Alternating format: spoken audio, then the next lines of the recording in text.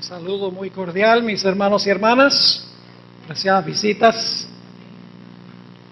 ¿Cómo han pasado el día hoy? No sé si podamos quitar esto tal vez.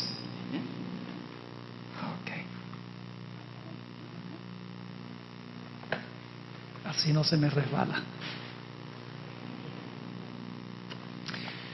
Es un placer estar aquí con ustedes en la iglesia de Espeleta. Ha sido un largo viaje. Salí ayer en la mañana, a las 7 de la mañana. Claro, allá son 5 horas más temprano que aquí. Viajé 3 horas a la ciudad de Dallas. Esperé en el aeropuerto 8 horas. Y luego viajé 10 horas hasta Buenos Aires. Llegando esta mañana, un poquito retrasado el vuelo, más o menos a las 9 de la mañana.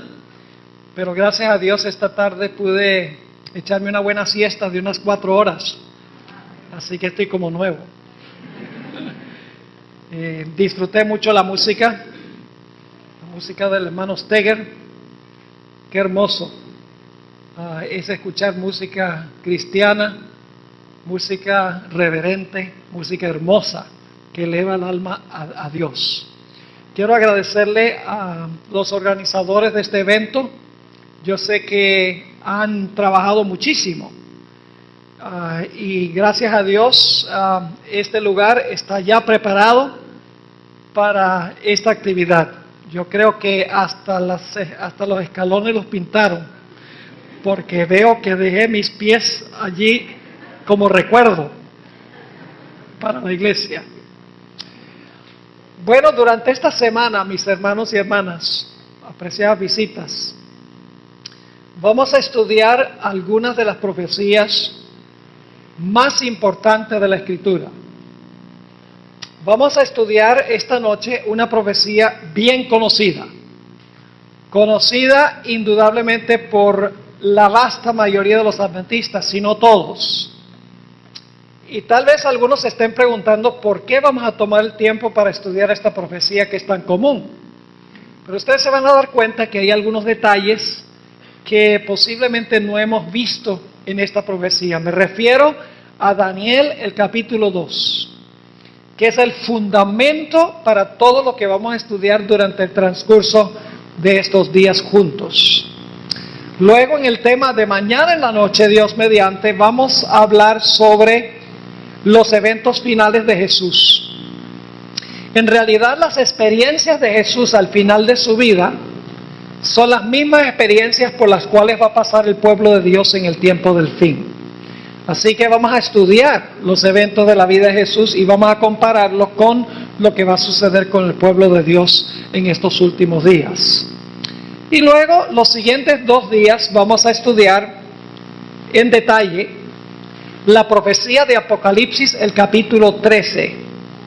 Vamos a dedicar un tema completo para trazar el tema, la espada que mató a la bestia. Ese es Apocalipsis 13, 1 al 10. Y luego el cuarto tema, Dios mediante, será la bestia con cuernos de cordero, que es la segunda mitad de Apocalipsis 13, 11 al 18. Y luego los últimos 2 temas que vamos a trazar tienen que ver con un mandamiento de la ley de Dios que ha sido olvidado por la mayoría de los cristianos. Vamos a hablar sobre el cuarto mandamiento de la ley de Dios. Y vamos a estudiar algunas cosas que posiblemente no han escuchado antes o generalmente no tocamos cuando estudiamos el tema sobre el cuarto mandamiento o en cuanto al sábado. Así que tenemos grandes cosas que estudiar. Vamos a estar aquí esta noche, miércoles, jueves, viernes en la noche y entonces el sábado en la mañana y el sábado por la tarde vamos a concluir esta serie de conferencias. Antes de abrir la profecía de Daniel 2, queremos pedir la bendición especial del Señor. Nunca debemos abrir su palabra sin elevar una oración a Dios, porque únicamente el Espíritu Santo, quien dio la palabra, es capaz de regresar para explicárnosla. Así que vamos a inclinar nuestros rostros y vamos a elevar una oración a nuestro Dios.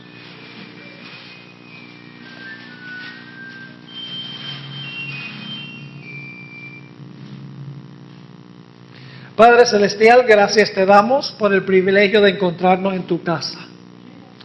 No hay mejor lugar en todo Buenos Aires donde podríamos estar. No hay mejor lugar en esta área, de esta gran ciudad y las áreas circundantes. Padre, este mundo se está desmoronando poco a poco y más aceleradamente en estos últimos días. Y la vasta mayoría del mundo no tiene ni idea en cuanto a lo que está pasando y para dónde va todo esto. Ayúdanos, Señor, a entender esto. Y no solo a entenderlo, sino a compartirlo con aquellos que están confundidos y que están preocupados por las cosas que están sucediendo en este mundo. Te pido, Señor, que dirijas nuestros pensamientos y nuestro estudio. Te damos gracias por escuchar nuestra oración, porque te lo pedimos en el precioso nombre de Jesús. Amén. Bien, quiero invitarles a abrir sus Biblias conmigo al libro de Daniel, el capítulo 2. Daniel, el capítulo 2. Y vamos a comenzar nuestro estudio en el versículo 29, Daniel 2 y el versículo 29. Y debo advertirles algo al empezar nuestro estudio. Algunas noches vamos a ir un poco largo, porque hay mucho material que cubrir, es complejo y quiero que entiendan bien. Yo generalmente repito mucho, mi esposa me dice que repito demasiado, pero es la forma como se graban las cosas, es repitiendo. Así aprende el loro a hablar, repitiendo. Entonces así, esa es la clave para poder aprender bien las cosas, es la repetición. Así que no se preocupen por el reloj. Yo voy a estar nada más pocos días con ustedes y luego entonces ustedes vuelven a la rutina común y corriente. Ahora, Daniel 2:29 nos dice que el rey Nabucodonosor, cuando se acostó a dormir, estaba pensando en algo. Vamos a ver en qué estaba pensando el rey. Dice en Daniel 2:29, y aquí está hablando Daniel al rey: estando tú, oh rey, en tu cama, te vinieron pensamientos por saber lo que había de ser en lo porvenir. ¿Qué estaba pensando el rey cuando se acostó? ¿Qué es lo que iba a suceder en el futuro? Y fíjense lo que sigue diciendo: y el que revela los misterios te mostró lo que ha de ser. Yo pregunto, ¿puede Dios leer los pensamientos de los seres humanos? Esta es una evidencia clara de que Dios puede leer los pensamientos, porque el rey estaba pensando en el futuro. Dios dice: ¿tú quieres saber qué va a pasar en el futuro? Aquí te voy a dar un sueño para que sepas qué es lo que va a suceder en el futuro. Pero luego algo sucede. El rey Nabucodonosor, cuando se despierta, se le olvidó el sueño. Qué interesante que Dios le diera un sueño y que luego entonces Dios le vetara el sueño que tuvo. Y por lo tanto el rey, como era costumbre en aquella época, se turbó y se preocupó y dijo: yo necesito saber cuál es este sueño que me está atormentando. Yo sé que soñé algo. Posiblemente ustedes han tenido esa experiencia donde se despiertan y saben que han soñado, pero no se acuerdan de qué soñaron. Pero dicen: es importante, ¿por qué no lo puedo recordar? Claro, la diferencia entre los sueños nuestros y el sueño de Nabucodonosor es que el de él fue un sueño profético. El de nosotros generalmente es porque comimos demasiada pizza o porque intemperamos, ¿verdad? Ahora, fíjense lo que dice Daniel 2 y el versículo 3. Trae a los magos y dice: he tenido un sueño y mi espíritu se ha turbado por saber qué cosa. Por saber el sueño. Fíjense que el rey olvidó el sueño. Así que, ¿a quiénes llamó el rey? La Biblia nos dice quiénes llamó el rey. Noten el versículo 3, versículo 2.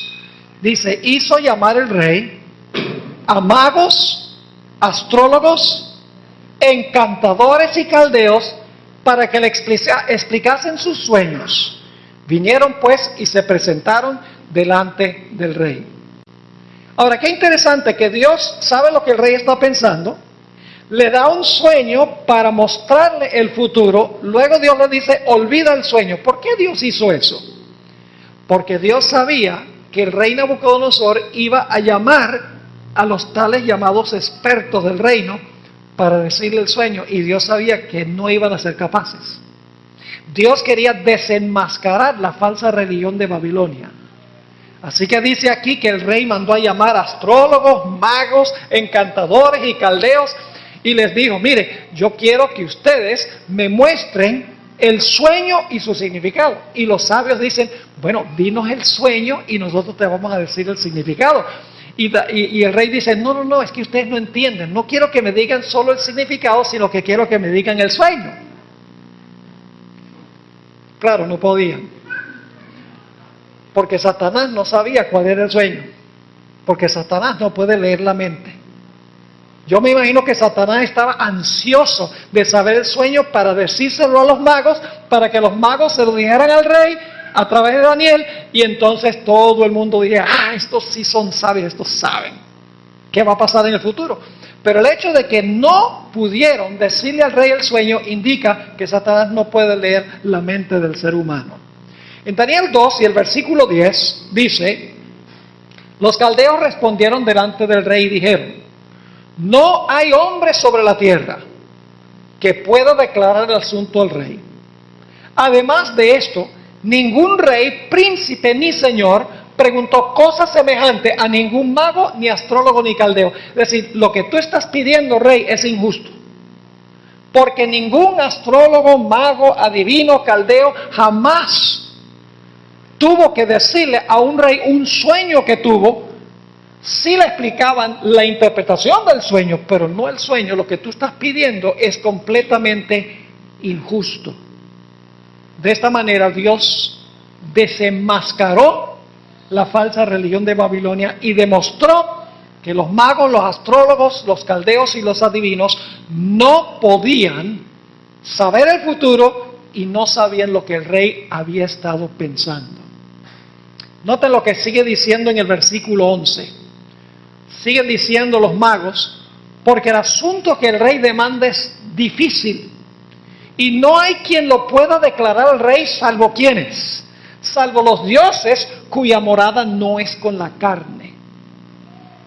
Ahora, ¿pueden ustedes pensar de otro versículo que tiene palabras parecidas a Daniel 2 y el versículo 11? Los dioses cuya morada no es con carne. ¿Saben que en la antigüedad los paganos creían que sus dioses ocultaban información? Los dioses paganos no revelaban, sino que ocultaban las cosas. Pero la Biblia nos dice que Dios es lo contrario. Fíjense lo que dice en el Evangelio según San Juan, el capítulo 1 y el versículo 14. Guarden su lugar ahí en Daniel 2, porque vamos a volver allí. Vamos a Juan 1 y el versículo 14. Recuerden que las tres palabras son los dioses cuya morada no es con carne. Es decir, ellos están ocultando este secreto. Ellos no quieren revelar este secreto en cuanto al sueño que tú tuviste. Nos dice en Juan 1:14, aquel verbo. ¿Y quién es ese verbo? Jesús. Es aquel verbo fue hecho carne. Ahora, ¿quién era el verbo? En el principio era el verbo, y el verbo era con Dios, y el verbo era ¿qué? El verbo era Dios. Ahora fíjense, dice, aquel verbo, ¿quién es Dios? Llegó a ser ¿qué? Llegó a ser carne, ¿y qué más? Y moró o habitó entre nosotros. Fíjense el contraste entre el Dios de la Biblia y el Dios de los paganos. El Dios de los paganos, los magos y los astrólogos y adivinos dicen, los dioses no moran aquí en carne, y ellos no quieren revelar esto. Pero en Juan 1:14 dice que el verbo, quien es Dios, se hizo carne y moró entre nosotros, y vimos a través de él la gloria del Padre. El Dios de la Biblia es un Dios que revela. El Dios de los paganos es un Dios que oculta la verdad en cuanto a los acontecimientos presentes y los acontecimientos futuros. Ahora, la Biblia nos dice que cuando los magos y astrólogos y adivinos no pudieron decirle al rey el sueño ni su interpretación, el rey se enojó. Y fíjense que yo quiero que ustedes noten que aquí hay un juego y un contrajuego entre Dios y Satanás. Satanás ahora ve que sus magos han sido desenmascarados, que la bola de cristal no puede decir el futuro, que consultar las señales del zodíaco no pueden decir el futuro, que leyendo la palma de la mano no funciona. Y su religión ha sido desenmascarada. Así que Satanás dice, ahora lo que yo voy a hacer es, ya que han desenmascarado a mis expertos, yo voy a obrar para que el rey se enoje y entonces mate a todos los magos. Porque Satanás sabía que entre los magos o entre los caldeos, aunque él no practicaba todas las ciencias que ellos practicaban, se encontraba ¿quién? Se encontraba Daniel y sus 3 amigos. ¿Ustedes creen que Satanás ya había visto que ellos podían ser un problema en potencia para él? Sí, porque en el capítulo 1 dice que no comieron la comida del rey, ni bebieron la bebida del rey, y fueron fieles a Dios. Y el rey los colocó en lugares claves en el reino. Satanás dice, a mí no me conviene tener a estos, así que me desenmascararon a mis expertos, desenmascararon la religión de Babilonia. Ahora entonces yo voy a aprovechar y voy a mandar a matar a todos los magos. Y entre esos caldeos, entre ese grupo, está Daniel y sus compañeros. Pero en un momento vamos a ver que Daniel y sus compañeros no usaban los métodos que usaban estos hombres paganos. Ahora note lo que dice Daniel 2 y el versículo 12 y 13. Por esto el rey, con ira, con gran enojo, mandó que matasen a todos los sabios de Babilonia. Y se publicó el edicto de que los sabios fueran llevados a la muerte. ¿Y a quienes buscaron también? Y buscaron a Daniel y sus compañeros, ¿para qué? Para matarlos. ¿Cuál era la intención de Satanás? Matar a Daniel y sus compañeros. Ahora fíjense el juego y el contrajuego. Dios sabe lo que el rey está pensando, le da un sueño para indicar el futuro. Luego Dios, cuando se despierta el rey, le dice, olvida el sueño. Porque Dios sabe que van a venir los magos, astrólogos y adivinos y no van a poder decirle al rey su sueño, y la religión falsa de Babilonia va a quedar desenmascarada. Así que Satanás dice, tú me desenmascaras a mis expertos, ahora yo mando a matar a todos los expertos en el reino, e inclusive voy a matar a Daniel y sus 3 amigos. Hay un juego y un contrajuego que se está realizando aquí. Ahora, Daniel le dice al siervo del rey, mira, ¿por qué es tan apresurado este mandato de matar a todos los expertos en el reino? Dice, dile al rey que me dé tiempo y nosotros le vamos a decir al rey el sueño y lo que significa el sueño. Entonces ustedes saben qué fue lo que sucedió.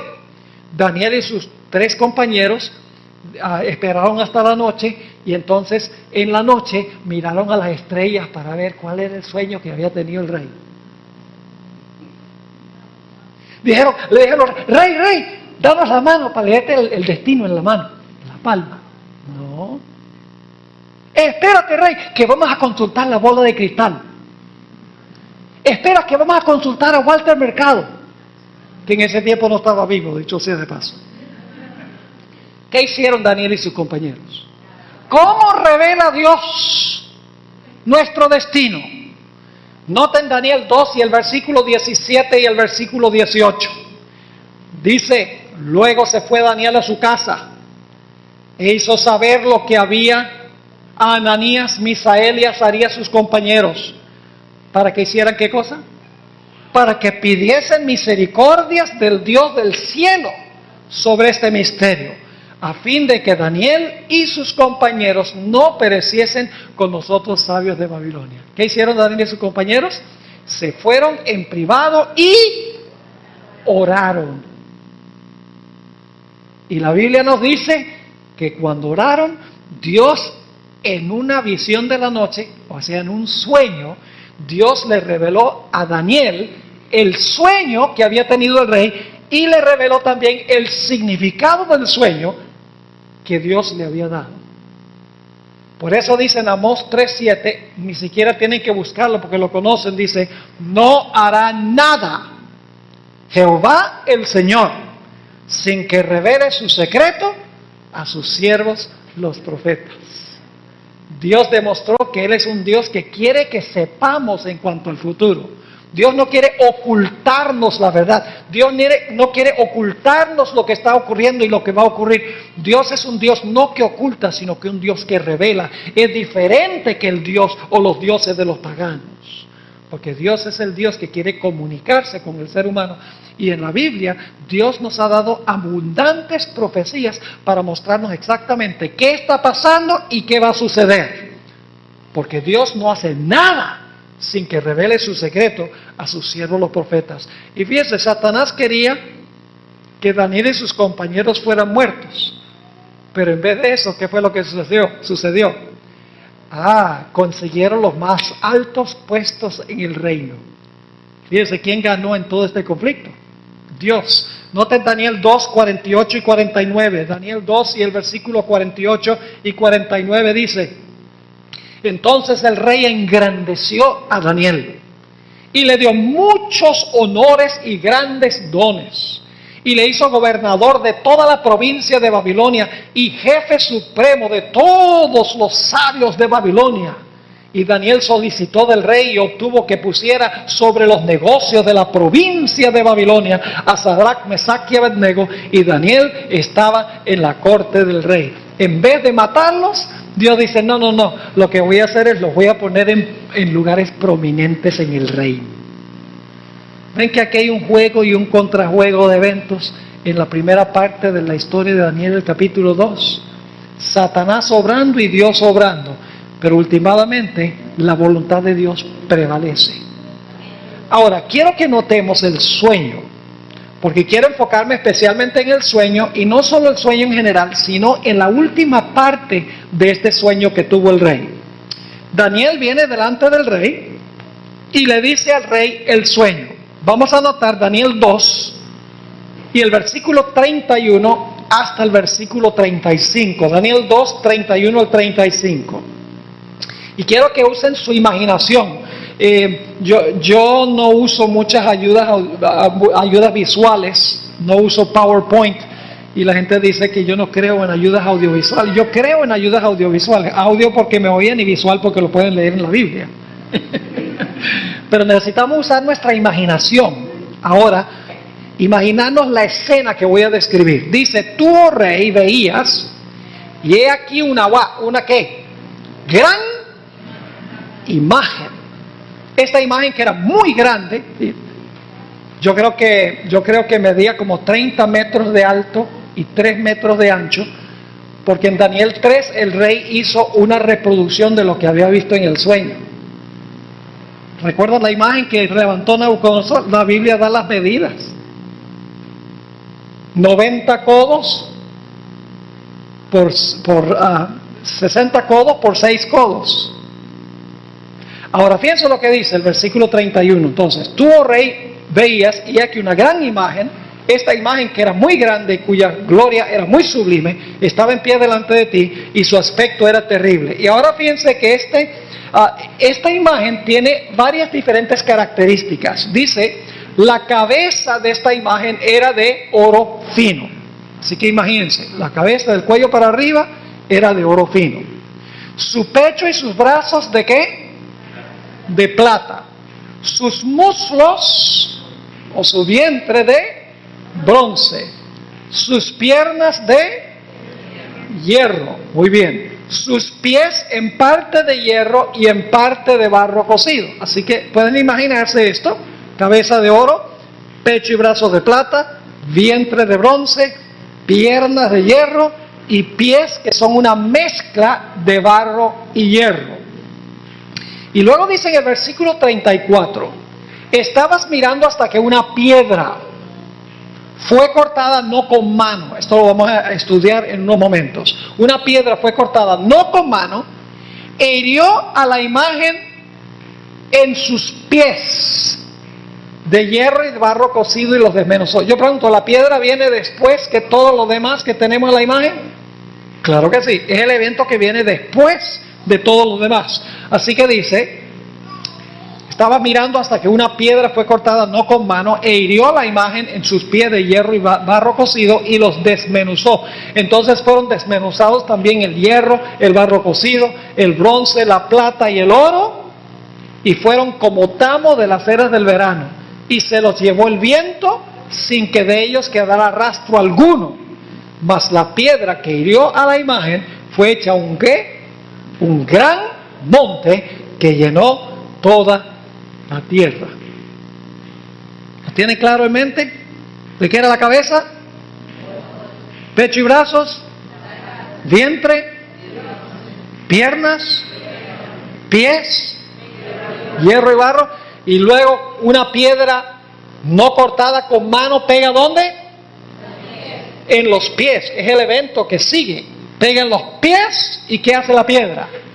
Desmenuza y desbarata todos los otros metales, y entonces la piedra se convierte en una ¿qué? En una montaña que llena toda la tierra. Ese es el sueño. Claro, la pregunta clave es ¿qué es lo que significa este sueño? ¿Cuál es la interpretación del sueño? Entender el significado de este sueño es lo más crucial para entender todas las profecías de la Biblia. Estoy convencido de que Daniel 2 es el esqueleto de las profecías bíblicas. Ahora yo pregunto, ¿qué sería un cuerpo sin esqueleto? Sería una gelatina, ¿verdad? Lo que le da estructura a las profecías es la profecía de Daniel 2. Todos los demás detalles edifican sobre la profecía de Daniel 2. Por eso es que estamos estudiando esta profecía esta noche, porque es fundamental, es crucial, es la base para todo lo demás que vamos a estudiar durante el transcurso de estos días. Ahora vayan conmigo a Daniel 2 y vamos a leer los versículos 37 y 38. Daniel 2, 37 y 38. Y quiero preguntarles, en esta profecía, ¿hay algún paréntesis en alguna parte? Dice, bueno, viene la cabeza de oro, luego pasa un tiempo largo y después viene el reino de plata. ¿Hay interrupciones en el desarrollo de Daniel 2? No, es un evento que sucede inmediatamente después del otro. Ahora fíjense lo que dice Daniel 2, 37 y 38. Aquí está hablando Daniel al rey. Dice, tú, oh rey, eres rey de reyes. ¿Por qué era rey de reyes Nabucodonosor? Porque el Dios del cielo te ha dado reino, poder, fuerza y majestad. Y donde quiera que habitan hijos de hombres, bestias del campo y aves del cielo, Él los ha entregado en tu mano y te ha dado el dominio sobre todo. ¿Por qué era rey Nabucodonosor? ¿Porque era más inteligente? ¿Porque tenía mejores armas? ¿Porque tenía más ejércitos? ¿Por qué razón? Porque Dios lo puso a gobernar. Ahora fíjense lo que dice la última frase de Daniel 2:38. Le dice Daniel, tú eres aquella cabeza de oro. Y claro, el rey representa un reino. ¿Cuál era el reino sobre el cual gobernaba Nabucodonosor? Babilonia. Así que la cabeza de oro representa no solo a Babilonia en persona, sino que representa el reino sobre el cual Nabucodonosor gobierna. Ahora yo pregunto entonces, Daniel 2 nos dice a dónde comienza el sueño. ¿A dónde comienza a cumplirse el sueño, sí o no? Comienza a cumplirse el sueño en los mismos días cuando Dios le dio el sueño al rey. Ahí comienza el proceso de cumplimiento. Nos da el punto de inicio, Daniel 2, de la profecía de este capítulo. Ahora, fíjense lo que sigue diciendo. Dice en el versículo 38, y después de ti se levantará ¿qué cosa? Otro reino. Fíjense que el primer reino es un reino, porque dice se va a levantar otro reino, así que el primer reino también era un reino. No solamente era Nabucodonosor la cabeza de oro. Así que dice que se iba a levantar otro reino inferior al tuyo. Ahora yo pregunto, ¿cuál fue el reino que se levantó después del reino de Babilonia? Ni siquiera tienen que ir a los libros de historia para saber eso. El mismo del libro de Daniel nos dice cuál fue el reino que tomó el lugar de Babilonia. En el capítulo 5 de Daniel dice que Ciro y Darío circundaron la ciudad de Babilonia, secaron el río Éufrates, mataron a Belsasar, que estaba celebrando un banquete esa noche, y dice que el reino fue tomado por los medos y por los persas. Es decir, el mismo libro de Daniel nos dice cuál es el siguiente reino. No hay que ir ni siquiera a los libros de historia para ver cuál es el siguiente reino, porque Daniel 5 nos dice que el reino que vino después de Babilonia fue Medo-Persia. Ahora, ¿terminó la secuencia con Medo-Persia? No, porque sigue diciendo, noten el versículo 38 de nuevo: después de ti se levantará otro reino inferior al tuyo, y luego ¿un qué? Un tercer reino de bronce, el cual dominará sobre toda la tierra. Yo pregunto, ¿cuál fue el reino que sucedió al reino de los medos y los persas? Grecia. Pero ¿saben algo? Ni siquiera tienen que ir a los libros de historia para saber que fue Grecia, porque el mismo libro de Daniel nos dice que fue Grecia. En Daniel capítulo 8 dice que el reino que sucedió a los medos y los persas fue Grecia. Lo dice el mismo capítulo 8 de Daniel. Así que el libro de Daniel nos dice cuál es el primer reino, Babilonia. ¿Cuál es el segundo reino? Medos y persas. ¿Cuál es el tercer reino? Grecia. Pero no termina con Grecia.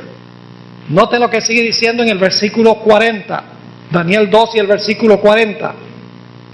Y el cuarto reino será ¿qué? Fuerte como hierro. Y como el hierro desmenuza y rompe todas las cosas, desmenuzará y quebrantará todo. Ahora yo pregunto, ¿cuál fue el reino en la historia que conquistó al reino griego? No hay duda. El reino que conquistó a Grecia fue el Imperio Romano. ¿Era cruel y despótico el Imperio Romano? Solamente tienen que ver la historia para saber que ellos usaban armas de hierro, pisoteaban y desmenuzaban todo lo que encontraban por el camino. Es decir, el cuarto reino es el Imperio Romano. Ahora yo pregunto, ¿cómo sabía Daniel tan precisamente todo lo que iba a ocurrir muchísimo tiempo antes que ocurriera? Porque Daniel vivió en los tiempos de Babilonia. Escuchen bien. Este sueño lo recibió Daniel y también el rey Nabucodonosor en el año 604 antes de Cristo.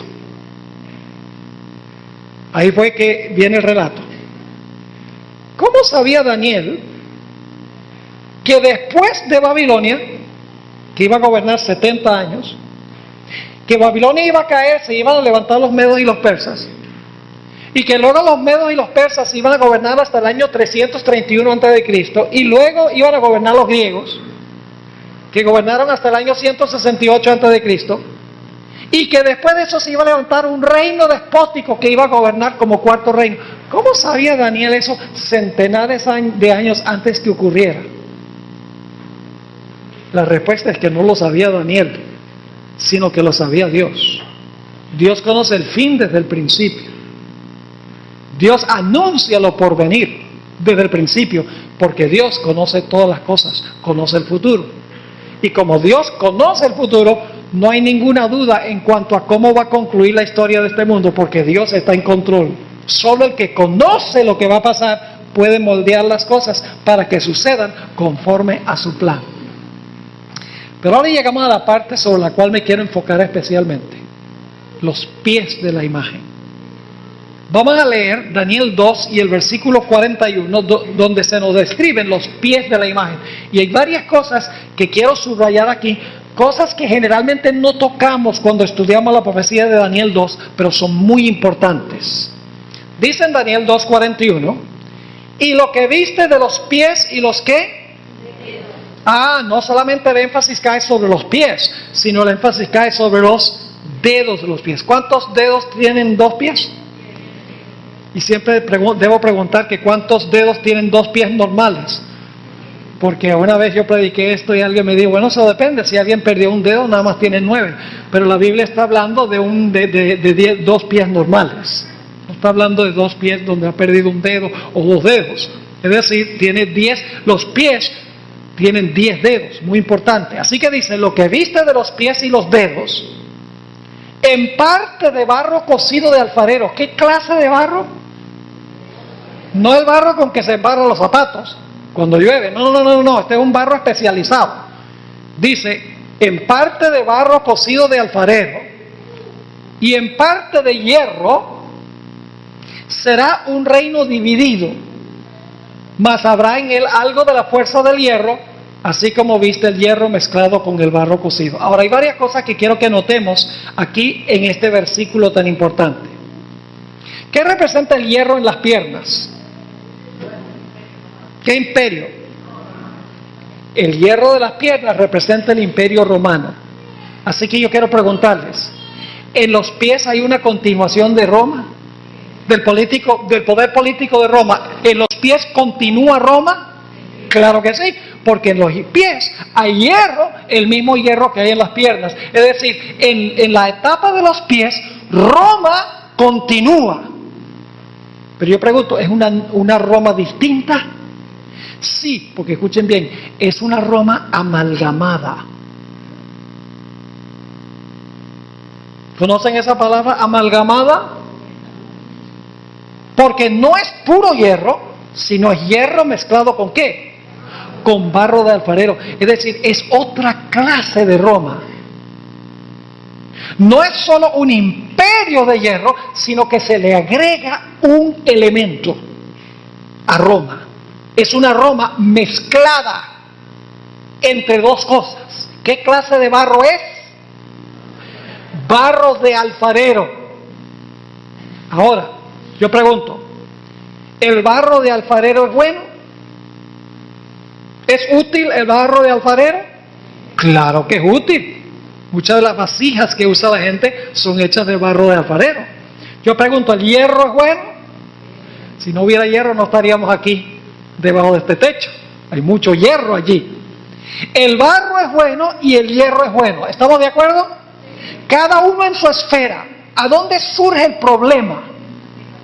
El problema es cuando usted toma el barro y el hierro y los ¿qué? Y los mezcla. Porque allí se debilita el hierro y también se debilita ¿qué? Y también se debilita el barro. Ahora vamos a leer otra vez Daniel 2 y el versículo 41 y vamos a dedicar el resto de nuestro tiempo a este versículo tan importante. Dice, lo que viste de los pies y los dedos, en parte de barro cocido de alfarero y en parte de hierro, será un reino dividido, mas habrá en él algo de la fuerza del hierro, así como viste hierro mezclado con barro cocido. Ahora, quiero hacerle esta pregunta. En Daniel capítulo 2, ¿estamos tratando con lenguaje literal o con lenguaje simbólico? Yo pregunto, ¿el oro es simbólico? Claro que es simbólico. ¿Qué representa? A Babilonia. Es un símbolo de Babilonia. ¿La plata es simbólica? Sí, porque simboliza ¿qué? Sí, pues el Medo Persia no era literalmente de plata. La plata representa a los medios y los persas. Yo pregunto, ¿el bronce es simbólico? ¿El hierro es simbólico? ¿La piedra es simbólica? Sí, pero vamos a ver que la piedra es Cristo. Cristo no es una piedra, pero la piedra representa a Cristo simbólicamente. ¿La montaña es simbólica? Entonces yo pregunto, ¿el barro también debe ser simbólico? ¿Sí me están entendiendo o no me están entendiendo? Todo lo que tenemos en este sueño es simbólico. El oro es simbólico, la plata es simbólica, el bronce es simbólico, el hierro es simbólico, la montaña es simbólica, la piedra es simbólica. Quiere decir que entonces el barro representa o simboliza algo. Y claro, la pregunta clave es, ¿qué representa o qué simboliza el barro? Es muy importante saber lo que representa el barro, porque si sabemos lo que representa el barro, vamos a saber lo que representa la mezcla del barro con el hierro. Ya sabemos que el hierro es el poder político de Roma, ¿de acuerdo? Es Roma política o el imperio romano. Pero si podemos saber qué representa el barro que se mezcló con el hierro, podemos captar un panorama de lo que Dios quiso enseñar, de lo que iba a suceder cuando cayera el imperio romano. Ahora, ¿qué representa el barro? Vamos a dejar que la Biblia nos lo explique. Vayan conmigo a Jeremías, el capítulo 18 y el versículo 1 al 6. Jeremías 18 y el versículo 1 al 6. Y debo decirle, hermanos y hermanas, apreciadas visitas, que lo que vamos a estudiar ahora es el tema central de todo lo que vamos a estudiar el resto de la semana. Lo que vamos a hablar ahora, la mezcla de hierro y el barro, es el tema central de todo lo demás que vamos a estudiar esta semana. Así que es vital que entendamos lo que vamos a estudiar ahora, pues lo más fundamental. Jeremías 18. Ahora déjenme decirle algo en cuanto a Jeremías. Jeremías vivió inmediatamente antes que el pueblo de Israel fuera llevado cautivo a Babilonia por el rey Nabucodonosor. Y claro, el pueblo duró en Babilonia cautivo un periodo de 70 años. Ahora, con eso en mente, vamos a leer Jeremías 18, versículo 1. Palabra de Jehová que vino a Jeremías diciendo: levántate y vete ¿a dónde? A casa del alfarero. Dios le dijo que a Jeremías que fuera ¿a dónde? A la casa del alfarero. Y allí te haré oír mis palabras. Y descendí a casa del alfarero. Y he aquí que él trabajaba sobre la rueda. Ustedes saben que los alfareros trabajan con la rueda. Versículo 4. ¿Y la vasija de qué? Oh, esas dos palabras están en Daniel 2. Alfarero y barro.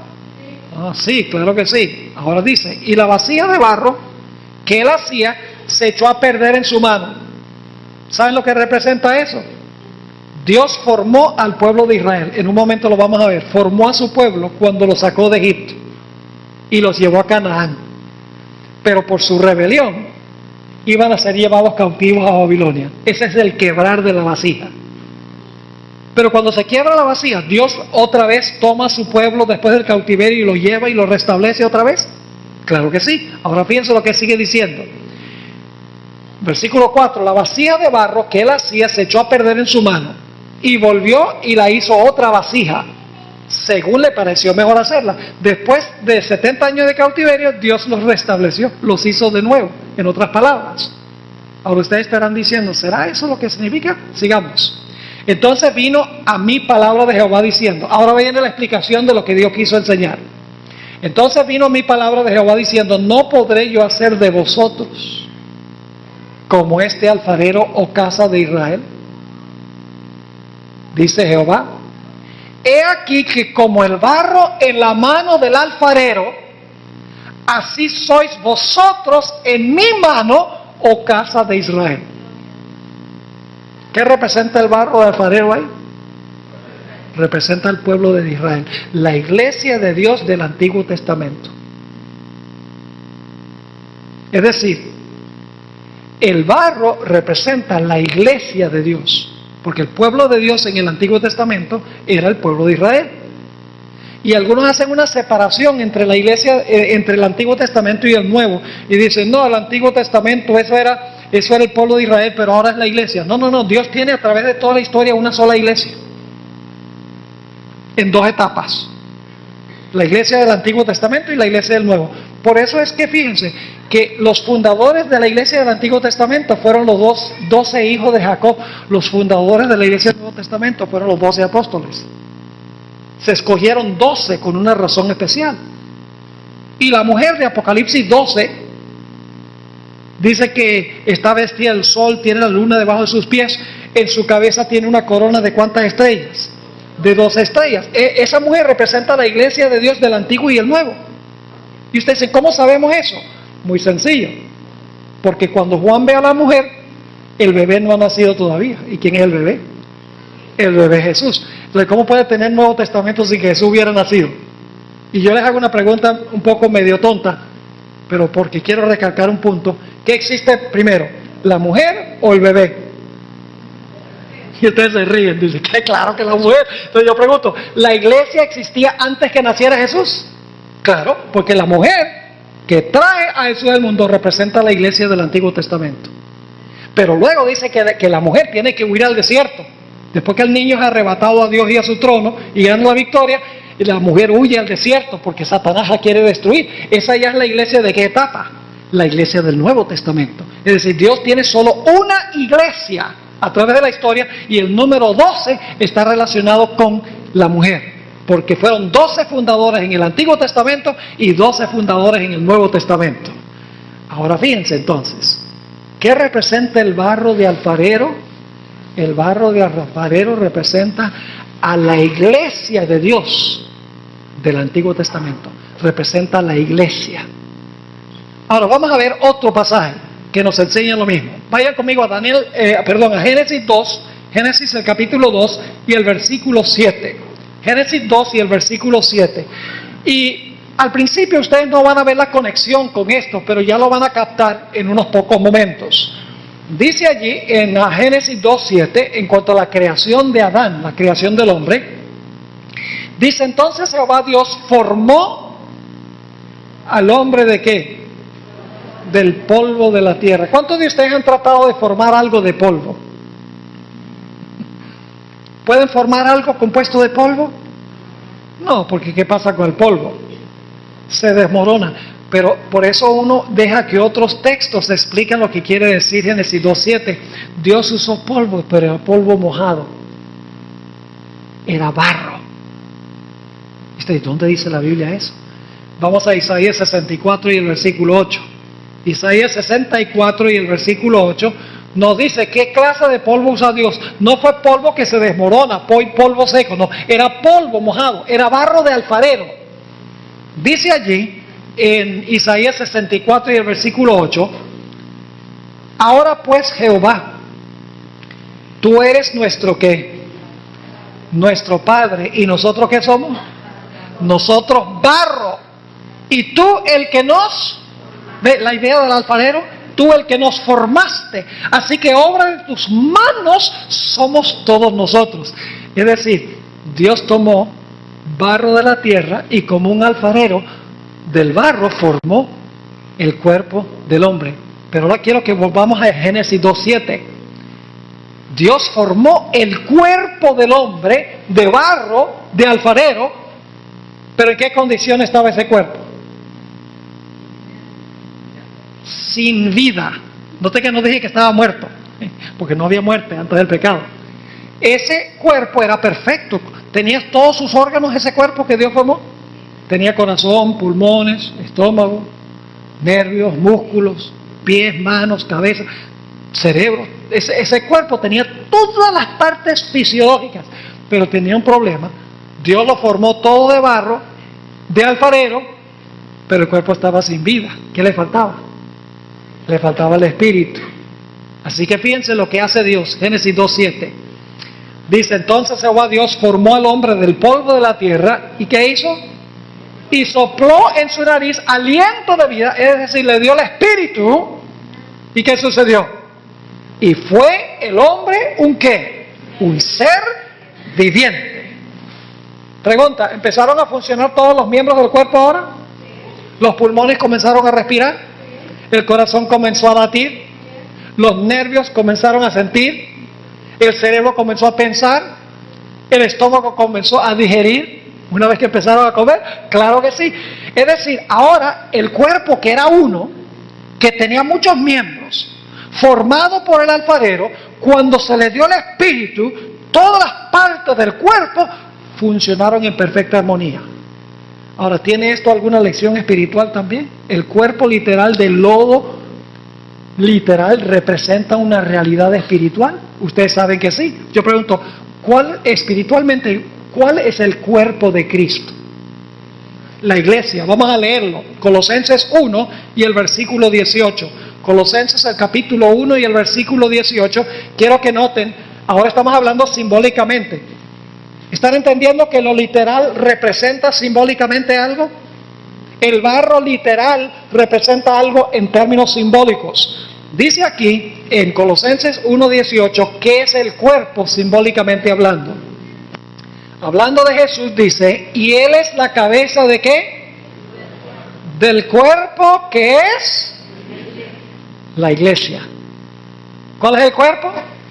La iglesia. ¿Y de qué está compuesto el cuerpo? De barro. ¿Y quién lo formó? Dios. ¿Quién formó la iglesia? ¿Jesús formó la iglesia? Jesús dijo, sobre esta roca edificaré mi iglesia. Es decir, simbólicamente hablando, el Señor Jesucristo tomó lodo y del lodo formó la iglesia. Como había formado el cuerpo del hombre, también de barro literal. Ahora yo pregunto, ¿qué era lo que faltaba con ese cuerpo que Cristo formó, con la iglesia que Cristo formó? ¿Le hacía falta algo para que pudiera funcionar cada parte de ese cuerpo espiritualmente hablando? ¿Qué le faltaba? Le faltaba el espíritu. ¿Cuándo es que entró el espíritu en ese cuerpo? Vamos a leerlo. Hechos 2 y el versículo 2 al 4. Hechos 2, y dicho sea de paso, note lo que dice Hechos 2.1 primero, y luego vamos a leer los versículos 2 al 4. Hechos 2.1 dice, cuando llegó el día del Pentecostés, estaban todos, ¿qué? Unánimes juntos. ¿En qué condición estaban los apóstoles antes del día del Pentecostés? Cada uno por su lado. Ya se habían repartido todos los puestos en el reino. Judas decía, yo seré el tesorero. Pedro dice, yo seré el presidente. Ya todos se habían repartido los puestos. Y estaban peleando uno con el otro, divididos. Pero durante los 10 días antes del Pentecostés, el cuerpo se unió. ¿Y luego qué hizo Dios? Versículo 2. De repente vino del cielo un ¿qué? Un estruendo como de un viento recio que soplaba, el cual llenó toda la casa donde estaban sentados, y se les aparecieron lenguas repartidas como de fuego, asentándose sobre cada uno de ellos, y fueron todos ¿qué? Llenos del Espíritu Santo, y comenzaron a hablar en otras lenguas según el Espíritu les daba que hablasen. ¿Qué sucedió con el cuerpo que formó Cristo en el día del Pentecostés? Entró en el cuerpo, ¿qué cosa? El Espíritu entró a la iglesia. Ahora yo pregunto, ¿cada miembro de la iglesia empezó a funcionar de acuerdo a la función que Dios le dio? ¿Sí o no? ¿Saben que esta ilustración no la inventé yo? La tiene el apóstol Pablo. Vamos rápidamente a 1 Corintios 12 y el versículo 12 y 13. 1 Corintios el capítulo 12 y el versículo 12 y el versículo 13. Dice aquí, porque así como el cuerpo es uno, ¿el cuerpo es qué? Uno, pero tiene ¿qué? Muchos miembros, pero todos los miembros del cuerpo, siendo muchos, son un solo cuerpo, así también es ¿qué? Cristo. Entonces, está usando el cuerpo como ilustración de una verdad espiritual. Sigue diciendo en el versículo 13, porque por un solo espíritu fuimos todos bautizados ¿en qué? En un cuerpo, sean judíos o griegos, sean esclavos o libres, y a todos se nos dio a beber de un mismo espíritu. Entonces yo pregunto, ¿qué es lo que representa el barro? El barro representa la iglesia. Ya hemos visto 2 textos que indican esto. En primer lugar, Jeremías 18 claramente dice, como el barro en mano de alfarero, así es Israel en mis manos. Dios dice claramente que el barro de alfarero representa la iglesia. Y aquí el cuerpo del hombre fue formado de barro, Dios le dio el aliento y los miembros del cuerpo comenzaron a funcionar. Cristo formó su iglesia de barro espiritualmente hablando, le dio el Espíritu Santo y cada miembro de la iglesia empezó a cumplir su función. Pero hay otra ilustración en la Biblia que indica que el barro de alfarero representa la iglesia. Noten Ezequiel 37, 10 y 11. Ezequiel 37, 10 y 11. ¿Han leído ustedes esos capítulos sobre el valle de los huesos secos? Algunos dicen, ¿qué puede significar eso? Un valle lleno de huesos secos con partes del cuerpo tirados por todos los sitios. ¿Qué puede significar eso? No hay que adivinar. Ezequiel 37 nos dice que simboliza. Note lo que dice Ezequiel 37, 10 y 11. Profeticé como me había mandado. Y entró ¿qué cosa? Espíritu en ellos. Porque antes de este versículo describe cómo todas las partes del cuerpo se unen para formar un cuerpo. Y luego dice, entró el Espíritu en ellos. ¿Y qué hicieron? Y vivieron. Y estuvieron sobre sus pies un ejército grande en extremo. Y luego explica qué representan estos cuerpos que resucitaron. Dice, me dijo luego, hijo de hombre, todos estos huesos son ¿qué cosa? La casa de Israel. He aquí, ellos dicen, nuestros huesos se secaron y pereció nuestra esperanza y somos del todo destruidos. Pero Dios está diciendo, aunque ustedes van a ir a cautiverio y ustedes parecen unos huesos regados por todas las naciones, yo los voy a reunir de nuevo en Jerusalén. Yo los voy a restaurar después del cautiverio. Así que, ¿qué representa ese cuerpo todo desmoronado que luego Dios junta y le da su espíritu? Representa la iglesia, representa a Israel. Entonces, ¿qué representa el barro de alfarero? El barro de alfarero representa ¿qué? La iglesia. Yo pregunto, ¿la iglesia es buena como iglesia? ¿Es importante la iglesia? ¿Dios fundó la iglesia? Sí. ¿El Estado es importante? ¿El poder civil es importante? ¿Dios estableció el poder civil? Lean Romanos 13. Dice que el poder civil es ministro de Dios para cumplir las leyes civiles. Es decir, Dios estableció la iglesia y Dios estableció el Estado o el poder civil. Cada uno es útil.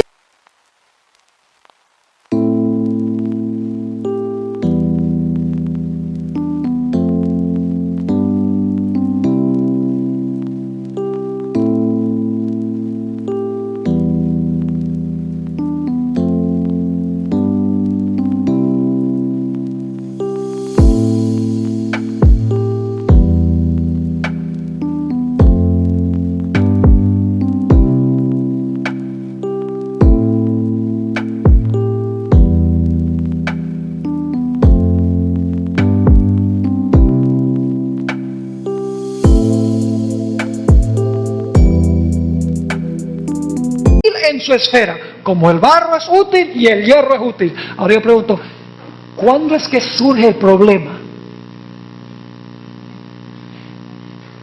El barro se daña cuando se mezcla con el hierro. ¿Me estoy explicando o no? Cada uno es bueno en su esfera, pero cuando se mezcla la iglesia ¿con qué? Con el poder civil de Roma, aparece una nueva Roma. ¿Pero qué clase de Roma es? ¿Es solo un estado civil esta nueva Roma? No, es una Roma que entremezcla el poder civil de Roma con el poder eclesiástico. Es decir, une la iglesia con el Estado. Y fíjense cuántos dedos fueron. 10 dedos. ¿Saben algo?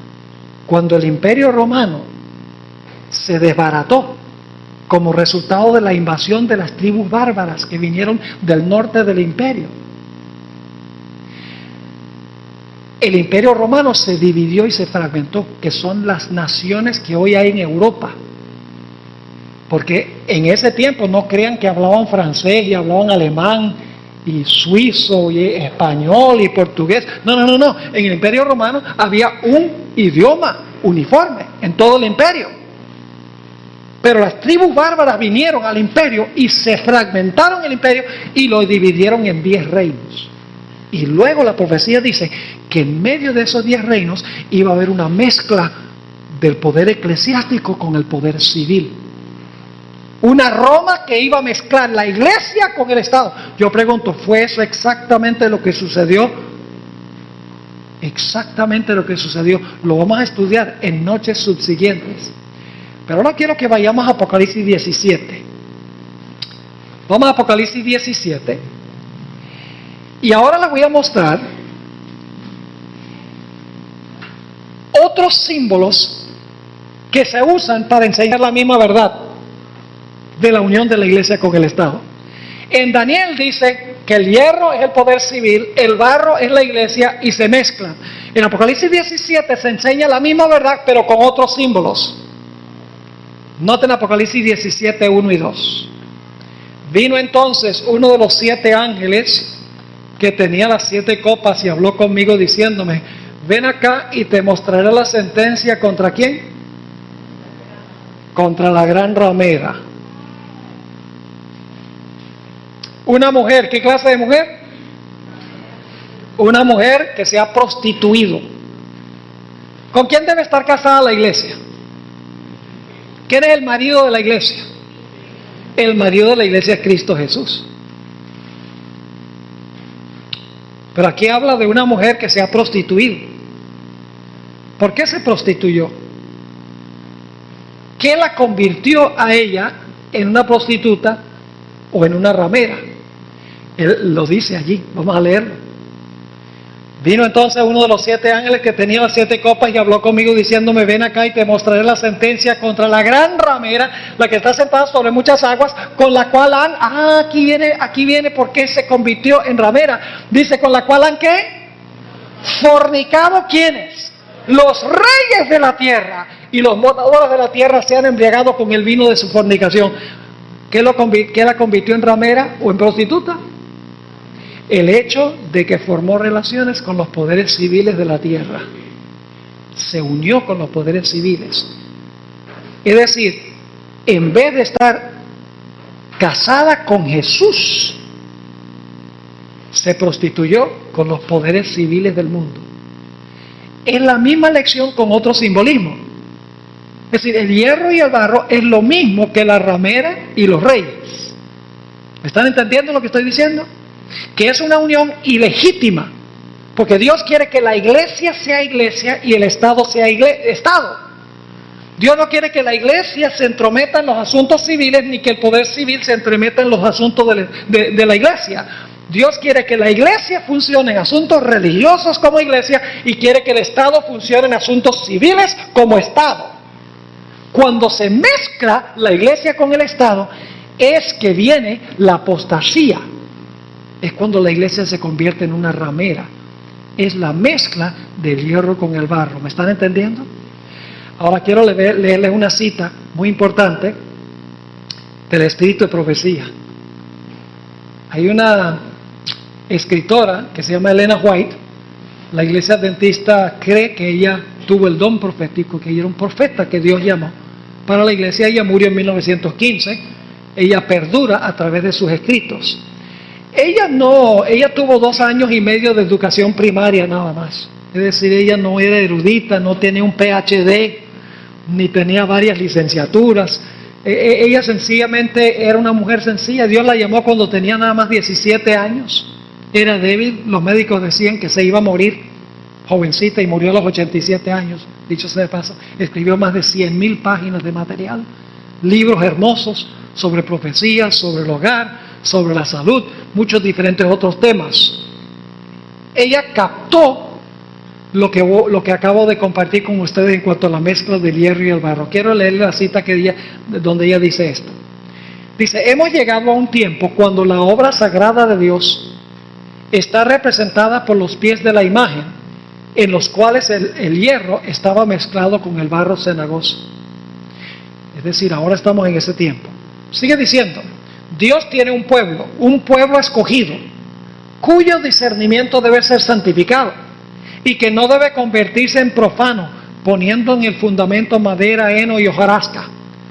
Cada alma que es leal a los mandamientos de Dios verá que el rasgo distintivo de nuestra fe es el séptimo día sábado. ¿Cuál es el rasgo distintivo de la fe adventista? El séptimo día sábado. Es lo que une a la iglesia mundial como señal. Sigue diciendo: si el gobierno honrara el sábado como Dios lo ha ordenado, tendría el poder de Dios y defendería la fe que una vez fue dada a los santos. Pero los estadistas, que es otra palabra para los poderes civiles, los estadistas apoyarán el falso día de reposo, y esto lo vamos a estudiar detenidamente en noches subsiguientes, y mezclarán su fe religiosa con la observancia de este hijo del papado, colocándolo por encima del sábado que el Señor santificó y bendijo, apartándolo para que el hombre lo observase santamente como una señal entre Dios y su pueblo por 1000 generaciones. Y luego dice esto: la mezcla de los asuntos de la iglesia con las del Estado se representa con el hierro y el barro. Clarísimo. Sigue diciendo: esa unión está debilitando todo el poder de las iglesias.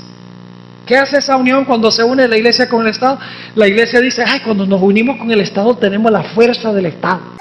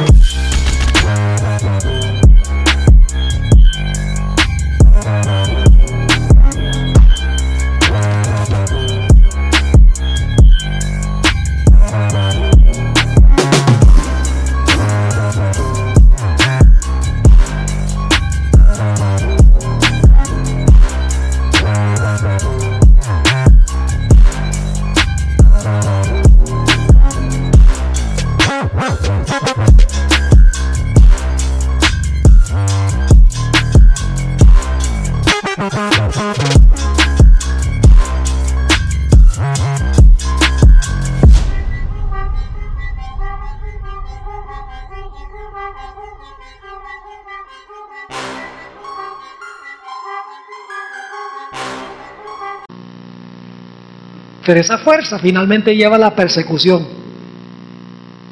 Y el Estado dice, pero es que la iglesia es muy popular y tiene muchos miembros. De pronto, si me alío con la iglesia, entonces van a votar por mí. Y como resultado se corrompen los dos.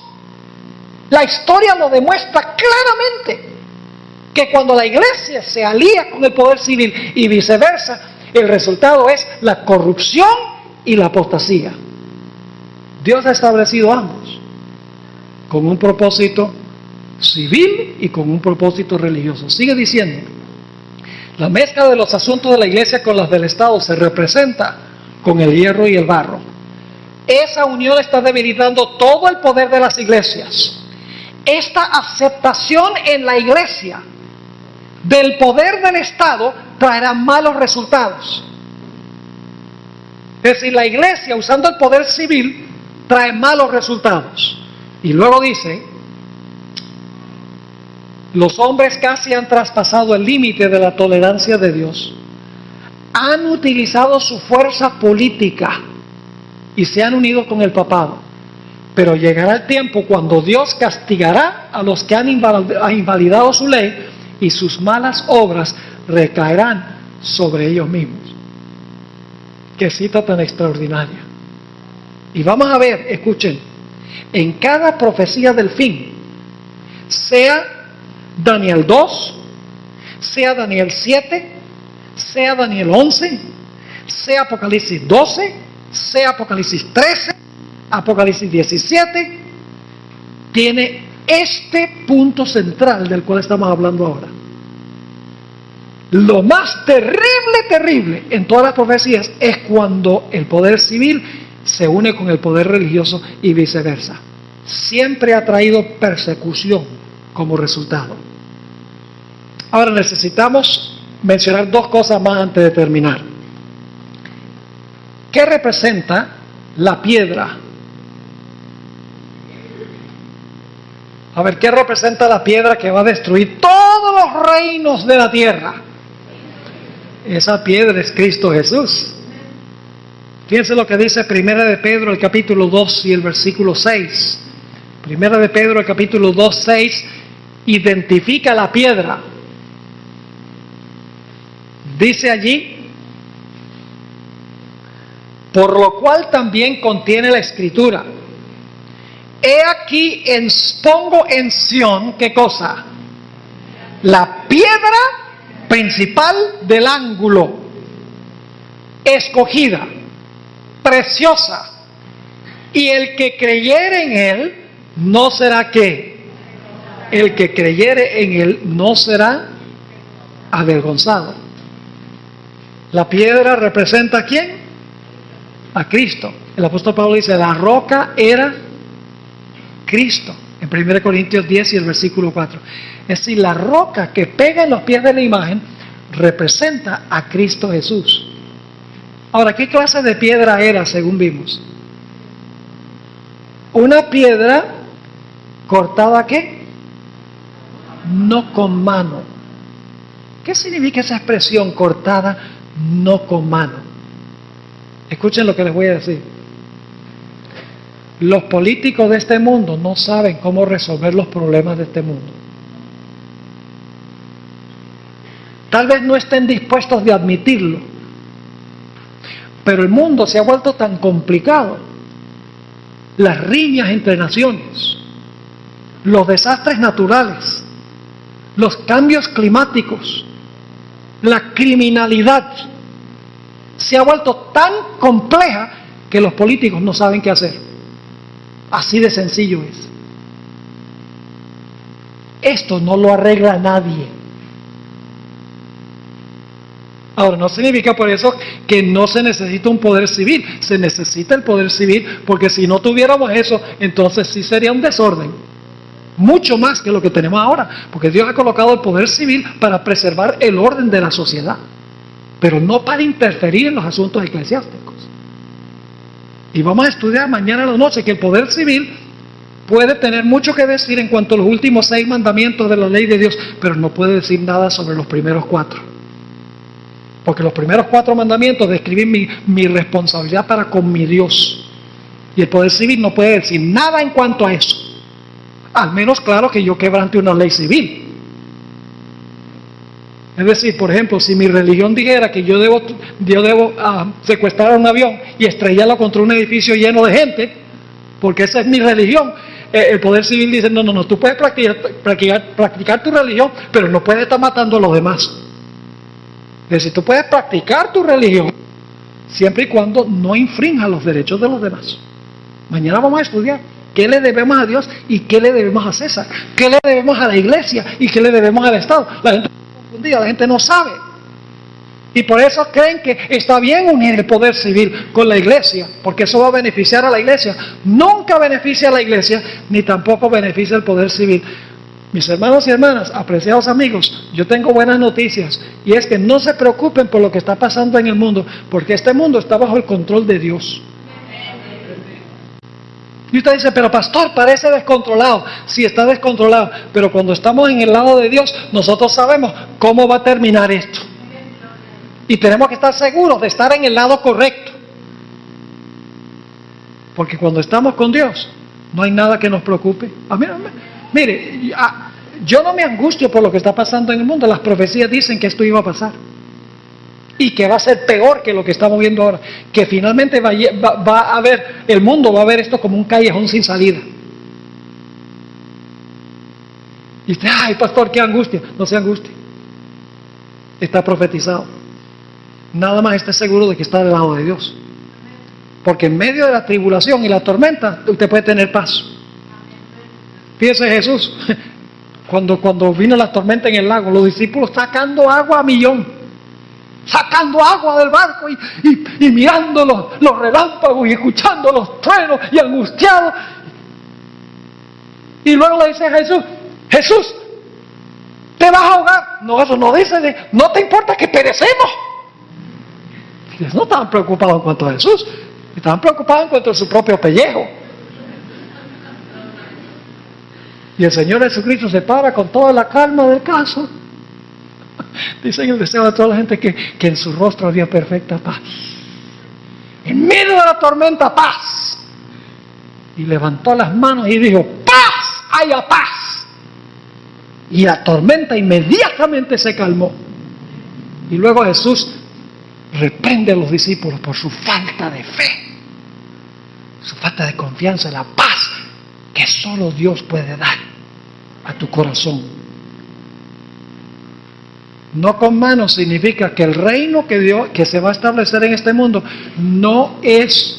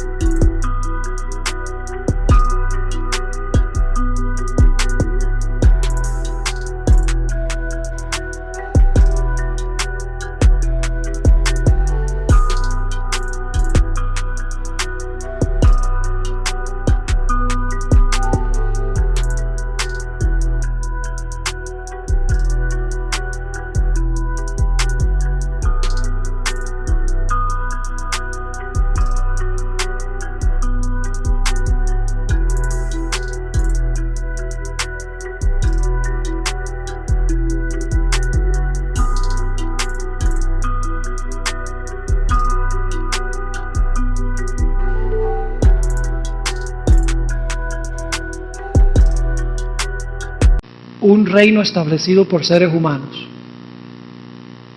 No va a ser un nuevo orden mundial establecido por las Naciones Unidas. No.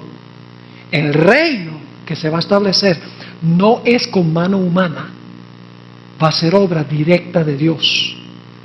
Vamos a leer un versículo aquí, ya llegando al final, Hebreos 9:11. Quiero que noten lo que significa no con mano.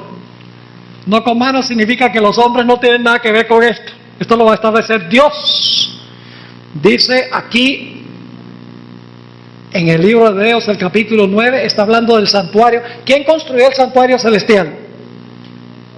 Dios. ¿Quién construyó el terrenal? Moisés. Manos humanas hicieron el tabernáculo terrenal, pero el celestial fue hecho no con mano humana. Ahora fíjense lo que dice Hebreos 9 y el versículo 11. Dice: pero estando ya presente Cristo, sumo sacerdote de los bienes venideros, por el más amplio y más perfecto tabernáculo. Y ese tabernáculo que se encuentra en el cielo, ¿quién lo hizo? No hecho de ¿qué? De manos. Y luego explica, es decir, no de esta creación.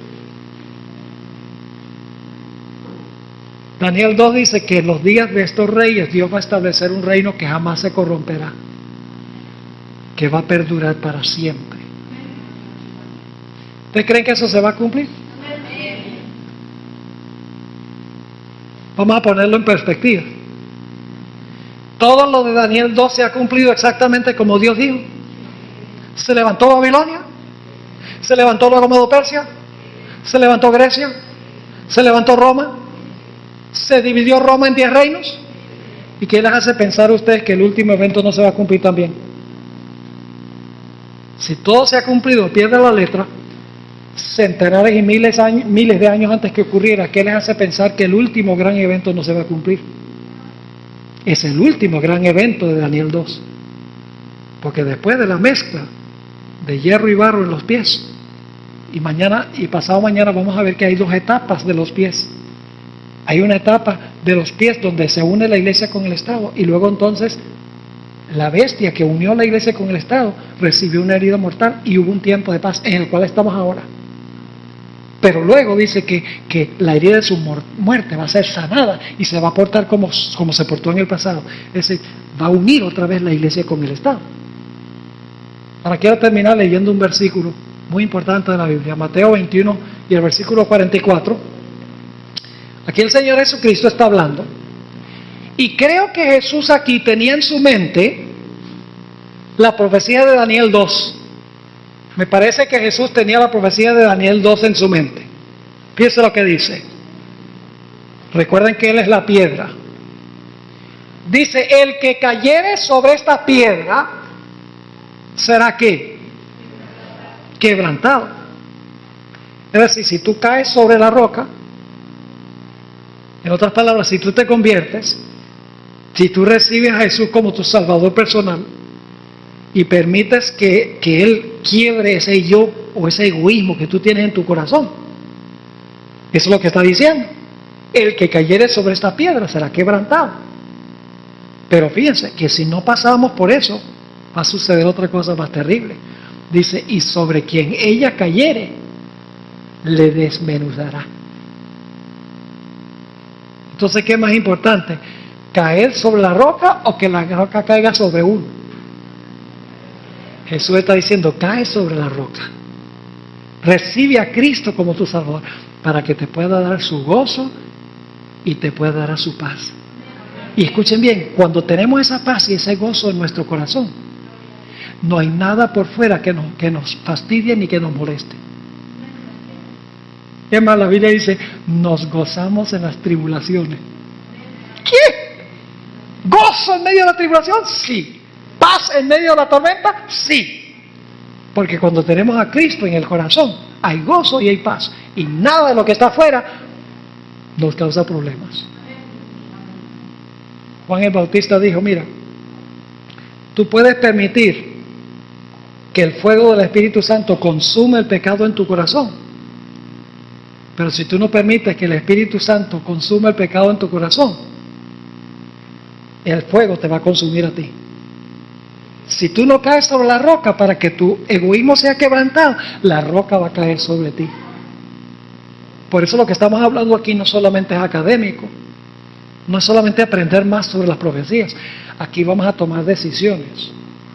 Decisiones y vamos a recibir a Jesús en nuestro corazón para que podamos tener su gozo y su paz, para que cuando Él venga podamos habitar para siempre en su reino.